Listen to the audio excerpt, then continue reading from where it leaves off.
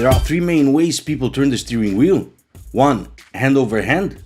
2. The method which I call milking the cow. And 3. The method I call wiping the dishes. There's some debate on this. Here's my take on it. First, you should turn the wheel with both hands whenever possible. The method which I always recommend when doing turns that are moderately sharp to very sharp is hand over hand. And the main reason why is because the tighter the turn, the easier it'll be to do it with this method.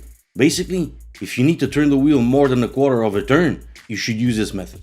Crossing your hands though is something you should do only if the curve is somewhat sharp to very sharp. In wider curves, you'll just keep your hands in the same position and turn the wheel slightly. Just as you'll do when changing lanes or when doing any other maneuver where you don't need to turn the wheel that much. Also note that when using this method, it's the hand on the opposite side of the direction where you want to go that starts turning the wheel. So if you're turning right, it's the left hand that starts turning, then the right crosses over it, and so on. The sharper the curve, the more you need to cross the hands. When exiting curves, especially very tight ones, you can let the wheel slide between your hands. The wheels will reposition themselves better that way. But don't let go of the wheel completely. Keep your hands on it, but let it slide.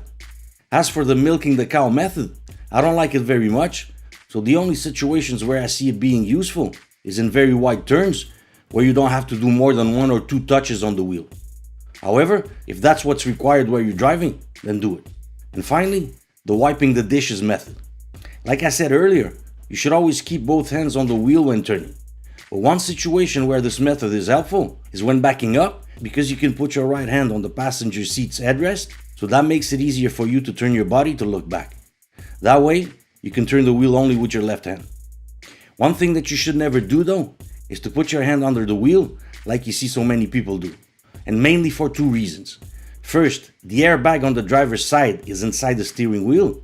So imagine if your airbag explodes while your hand is in this position, you can seriously injure your hand, wrist, forearm, and so on. Second, you can also seriously injure your wrist in another way, and this is something that happened to someone I know, and I'll illustrate the situation. She was driving in a curve and got hit by another vehicle. The vehicle hit her front wheels. So what happened in that situation is that the wheels turned to the opposite direction violently. So that means the steering wheel also turned violently. Since her wrist was under the wheel, it broke with the impact. If she had her hands over the wheel, it would have simply slid between them. So try to never use this method. There's no reason why you should. It can also be dangerous to drive with just one hand on top of the wheel. If the airbag explodes, you can seriously injure your arm and your face. When you hold the wheel with both hands, the airbag will push your arms away. So be safe, and thanks for watching.